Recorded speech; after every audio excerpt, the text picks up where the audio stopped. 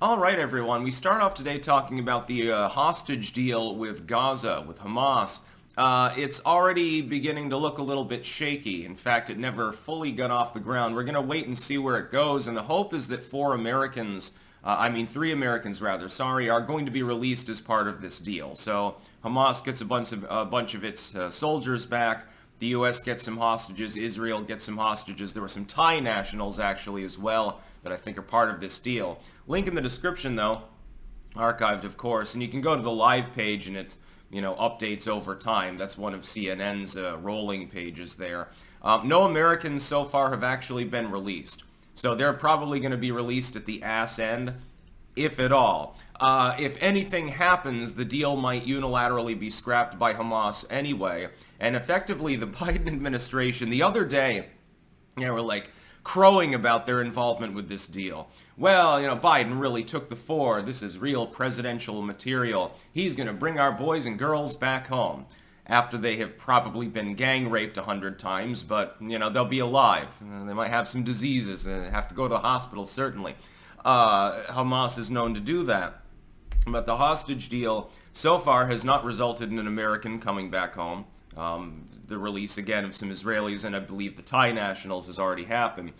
You've got a multi-day period for the release Gaza's very small. Really, you can transit across it in 30 minutes, so I don't know exactly why they felt that necessary. Like, what are the logistics involved with Hamas's operations that it takes 4 days to figure out where the hostage is and arrange a bus for them? Yeah, I'm not so sure about that. I guess they have to remove the booby traps in the road before they can bring the armored bus through, and something like that. They were crowing about it, though, the other day. Biden was pretending that it wasn't predominantly Hamas and Israel negotiating, and that he was lording over everything, like the big benevolent dictator that he is. He's the strong man who's going to take those terrorists out back behind the woodshed and really give them a good whipping. But that's not what's happening here.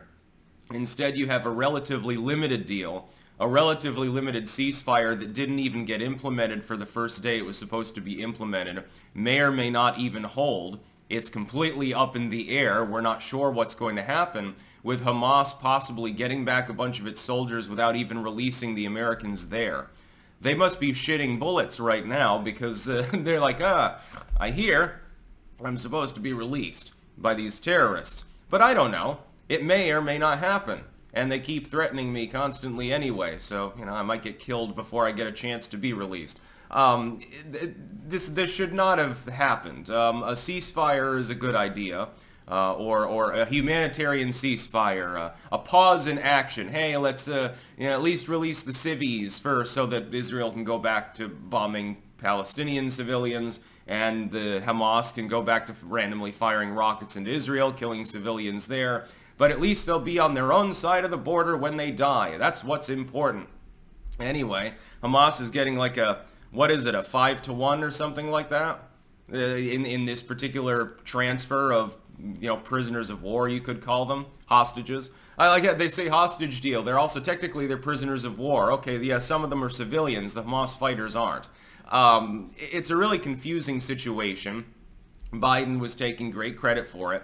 You'll notice that now he's demurring a little bit more. Biden admin disappointed that no Americans have been released during hostage exchange, because according to an insider's report, they've actually got people within the Biden admin itself that are expressing this on his behalf. I can imagine so. It would have been good politically for him if quick and decisive action had been taken. But you're more than a month into this war. The Americans have been there suffering the whole time, and you haven't gotten them back yet. There's no telling whether they are actually released. Possibly why, because of the confusion involved, things are iffy. The Biden administration is no longer, as of today, the Biden admin's no longer crowing about how great a job it did brokering this deal now, is it? And anyway, this is a temporary ceasefire. This is basically get the civilians out of the line of fire so that the tourists can go home. I guess the Thai nationals get to go first, and then we start bombing each other again. So what has been accomplished? A small number of people have been released by Hamas. A large number of Hamas fighters returned to battle. And that's basically it. 4 days is not long enough to rebuild Gaza. and provide enough humanitarian aid to prevent the people there from suffering. 4 days is not enough for the IDF to do anything particularly meaningful either. I mean, the hope is we get the U.S. hostages back. You'd have to be a complete barbarian to not want them to come home safe and sound. The hope is that they haven't been like permanently mentally scarred by the experience. But again, if any of these hostages from the U.S. are female, they've probably seen some shit by now. Hamas does not hold back on that token. They're going to come back all fucked up. And now they're just sitting there waiting with bated breath, hoping the deal holds. At any given moment in the next few days, a single rocket could cause the fighting to begin anew. One rocket is fired from Gaza. It kills a civilian in a town in Israel. And by the way, I mean, false flag groups that are just psychopathic would love for that to happen as well. The IDF responds. They bomb the building. Some civilians die.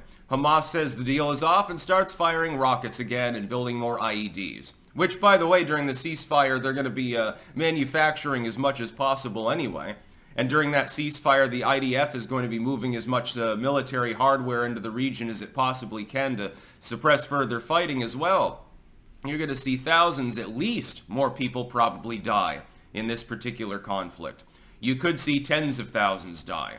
It could be worse than that. At some point, you could hit a tipping point where the civilian population of Gaza is no longer capable of any form of interior organization and breaks through the Egyptian border, and the Egyptians have to choose whether to deal with an additional 500,000 to 1 million Muslim Brotherhood supporters or whether to gun down a bunch of civilians.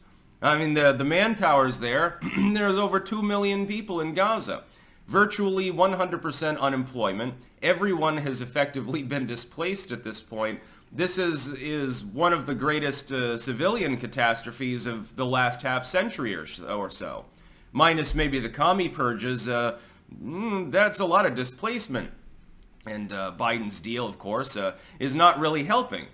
They took great care to make sure that the American public knew Biden's involvement as of 24 hours ago. Biden. Biden said this. Biden did that. Biden's bringing your kids home. Biden the strong, etc., etc.